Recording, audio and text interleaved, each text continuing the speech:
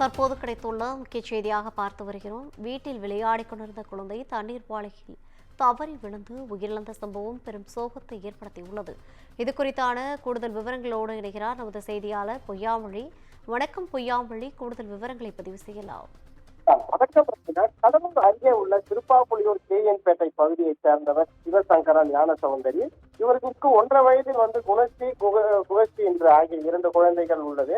இந்த நிலையில் குழந்தை குணஸ்ரீ வீட்டில் விளையாடி கொண்டிருந்த போது தண்ணீர் பக்கெட் அருகில் விளையாடி கொண்டிருந்ததாக தெரிகிறது. அப்பொழுது எதிர்பாராத விதமாக தண்ணீர் பக்கெட்டில் விழுந்து மூச்சு திணறல் ஏற்பட்டுள்ளது. குழந்தை காணாமல் பெற்றோர்கள் வீட்டின் சுற்றி தேடியுள்ளனர். அப்பொழுது குழந்தை தண்ணீர் தொட்டியில் இருந்தது தெரிய வந்தது. அதையடுத்து பெற்றோர்கள் உடனடியாக கடலூர் அரசு மருத்துவமனைக்கு சிகிச்சைக்காக கொண்டு சென்றனர். அங்கு சிகிச்சைக்காக பரிசோதித்த டாக்டர்கள் குழந்தை ஏற்கனவே உயிரிழந்ததாக தெரிவித்தனர். அதோடு பெற்றோர்கள் குழந்தையை கண்ட தரையில் விழுந்து அழுது புரண்டனர். அங்கு நடந்த சம்பவம் பார்ப்போரை மிகவும் சோகத்தை ஆழ்த்தியுள்ளது. இந்த சம்பவம் குறித்து திருப்பதியூர் போலீசார் வழக்கு பதிவு செய்து விசாரணை மேற்கொண்டு வருகின்றனர்.